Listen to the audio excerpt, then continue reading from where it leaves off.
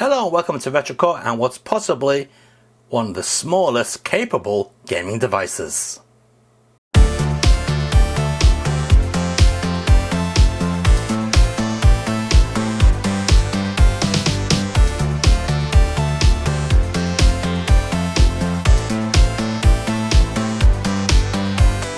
Yes, that's right, today we are taking a look at the Pixel II. Yes, this tiny little thing is quite a capable little machine.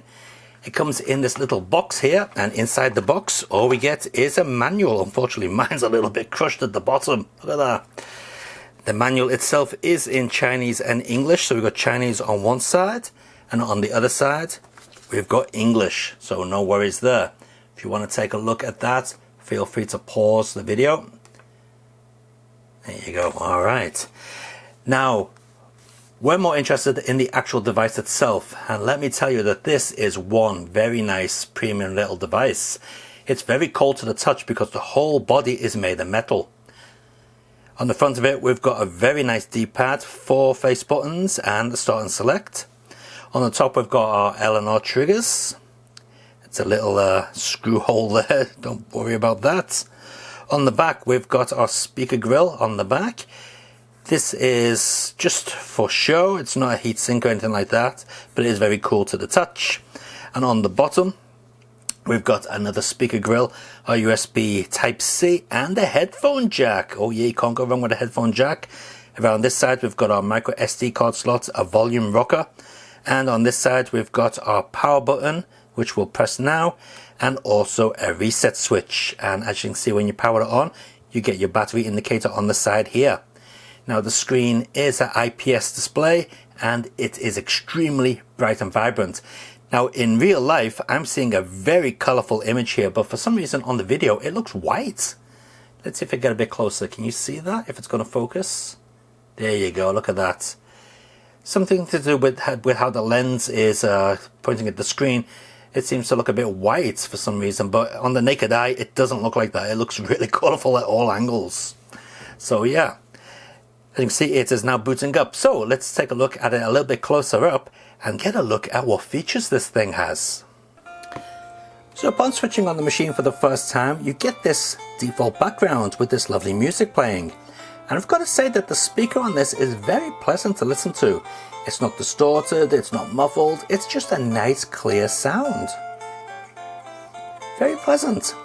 So anyway, we're going to take a look at the default firmware, and this is what you get. So you get arcade section, handheld section, consoles, others, apps. Let's just have a quick look in the apps. So we've got an Explorer, media player, music player, PSP for some reason is in there, and RetroArch. Okay, and also the settings. So you can see this is running a firmware from January 15th, 2025. Not too bad. Tells you a little bit about the device, so we can switch the music on and off, sound effects and so on. Even has a little vibration motor in it, which works pretty well. So let's get out of that. You can also boot straight into Emulation Station, update it, change the themes, and go into more settings, which we just took a look at. So we change our language there, change the type of skin, date and time, which is set to default as 2018 for some reason. You can change your launcher, so you go into the IUX or Emulation Station at default, so you can choose that. Or you can just switch over using the actual device. So I'm going to show you what we have in these little options here. So under others, we've got our Pico 8, ports, Open Beats of Age, DOS, MSX, PC98. Ports, for example, is going to be, what have we got? We've got these ones here. Ooh, Shredder's Revenge. That's going to be Beats of Age, isn't it, for sure? To get out of these sections, you just press the start button, goes back out. Okay. In consoles, we have 3DO. Oh, interesting. Got our usual selection there as well. PC Engine CD, PlayStation DuckStation, Virtual Boy and so on. Handheld section, we've got all our handhelds in there, as I'm sure you can see. And arcades, we've got various arcade emulators. Alright. Now we're going to take a look at handheld first, and let's go for the classic Game Boy. And let's see, we have, how many Game Boy games got in here? A lot. Looks like we got 208. Okay, well, let's just pick a game. We'll pick Trip World. Okay. Now, what I'm hoping is that we have some sort of filter for the screen to make it look more like a real Game Boy. And we do. It does have a filter. Nice. So let's get a little bit closer up to the screen so we can see the things running in proper close-up action at 60 Hertz or 60 frames per second. Okay, so hopefully the wow effect is not coming across on the screen too much there, and you can see the actual screen filter that we've got switched on.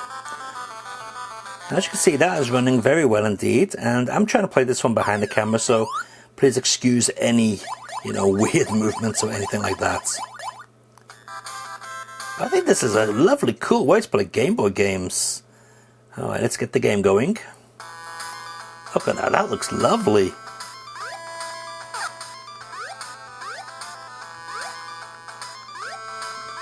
Nice and smooth, I do like that. Now, do I go down here? Yes.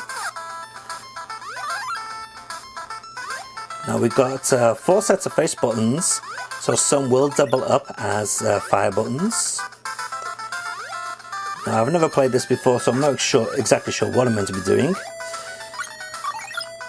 But I do like the look of it, it looks really nice. I need to jump. Are these my friends or what? That seems to be killing me.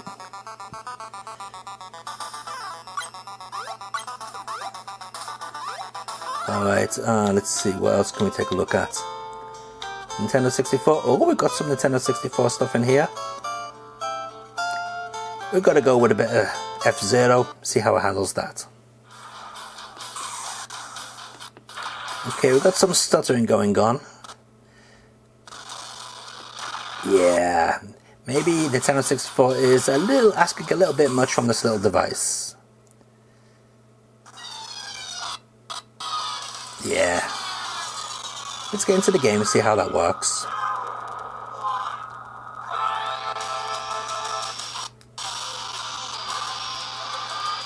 Are the shoulder buttons? I don't think the shoulder buttons are mapped. Oh, yes they are. Yes they are. Yeah, they are, yeah. And what's going on? oh no. Yeah, alright, I think I've seen enough. Yeah, I don't think Nintendo 64 is going to work on this. That's asking a little bit much. Since Nintendo 64 emulation is a little bit complicated. But, that still doesn't mean it won't play more recent machines. So let's take a look at, for example, Dreamcast. Let's see how we get on with a bit of Dreamcast. We've got Dreamcast in here. Okay, so for Dreamcast, we're going to go with Dead or Alive. Or Dead or Alive 2. This one usually stutters on machines that cannot handle it well. So we'll see how it works on here. Are we going to get any stuttering, or is it going to be super smooth? Ah, a bit of stuttering. Never mind.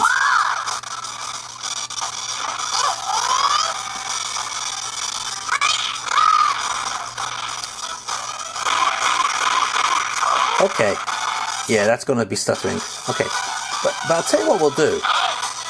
We'll boot up the same game in Emulation Station just to see if it's got better emulators than what comes in the stock front end. So I'll tell you what, we'll get out of that and we'll go into the settings and we'll switch to Emulation Station and we'll see what Dreamcast runs like under this front end. Okay, so here we are on the Emulation Station, and there's Dreamcast, and we'll boot up the exact same game, Dead or Alive 2. See if we've got my save states.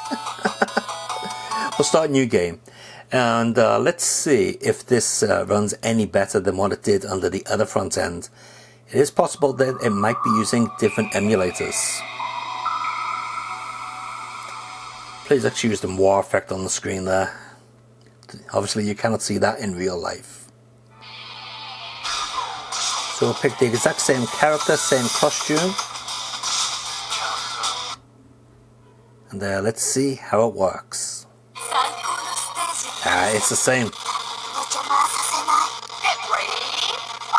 Exactly the same. Okay, well that is a shame.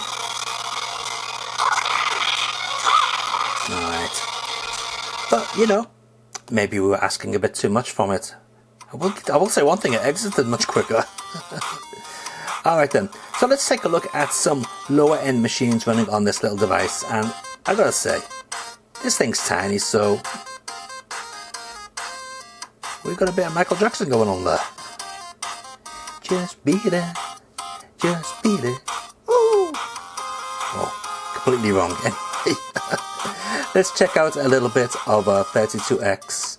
And for 32X, we'll go with a bit of Space Harrier. I do like the way when you start up a game, it does give you the choice of going straight to a save state from the front menu. That's quite nice. Okay. Welcome to the fantasy zone. Get ready.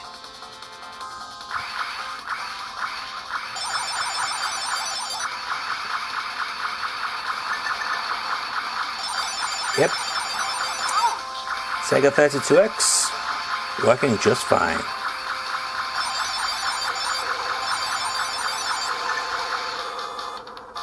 So here we go, taking a look at Twinkle Tail on the Mega Drive, and just want to see how loud this gets. So let's try the volume.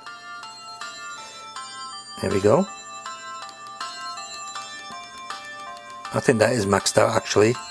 Not too bad. Yeah, that was maxed out. And not too bad.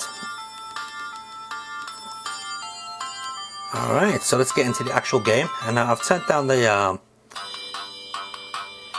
white balance on the camera here, so we should get a better representation of the actual colours on the screen, rather than everything being blown out like it was before.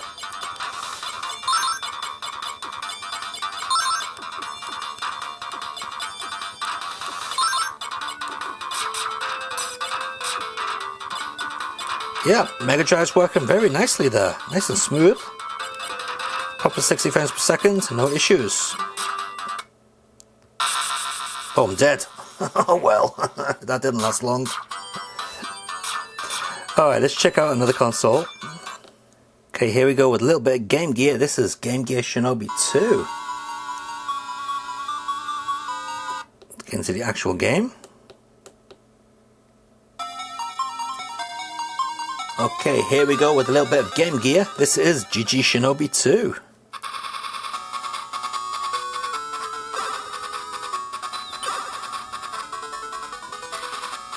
Wow, Game Gear never looks so good. You know, this is where this machine's going to shine. Playing real... Sorry, I shouldn't say playing real handhelds, but playing handheld consoles. Yeah, this looks really nice. There doesn't seem to be much in the way of screen shimmering. I think there may be a little bit, but not too bad. Maybe on the vertical plane. Let's have a look. No, not really.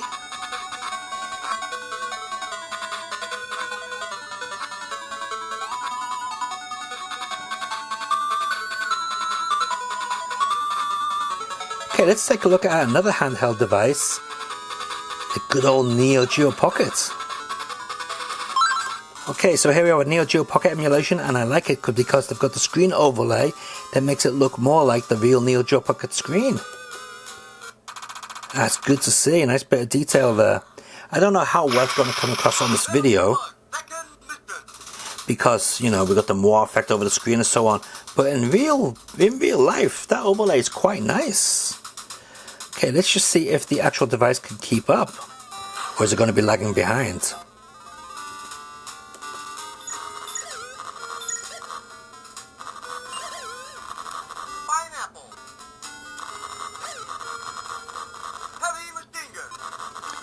Yeah, for those wondering, music does cut out on a real Neo Geo Pocket when you get the powered ups, so that's to be expected. How'd you throw stuff? Is it? Yeah, it's select. Yeah. Okay, but that's working just fine.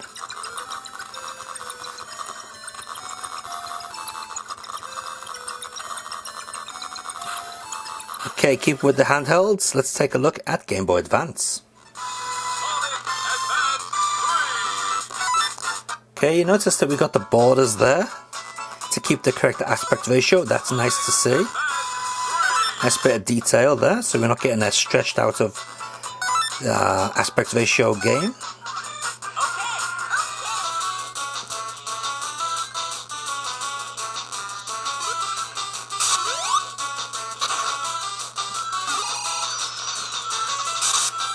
Gotta say, that's working just fine.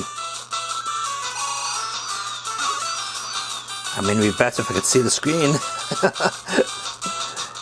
But yeah, good stuff. Okay, let's try out one more handheld device. That's the Nintendo DS. How is it going to handle Nintendo DS? Okay, looks like it's gone into the split screen mode here. Whoa, that is impossible to read.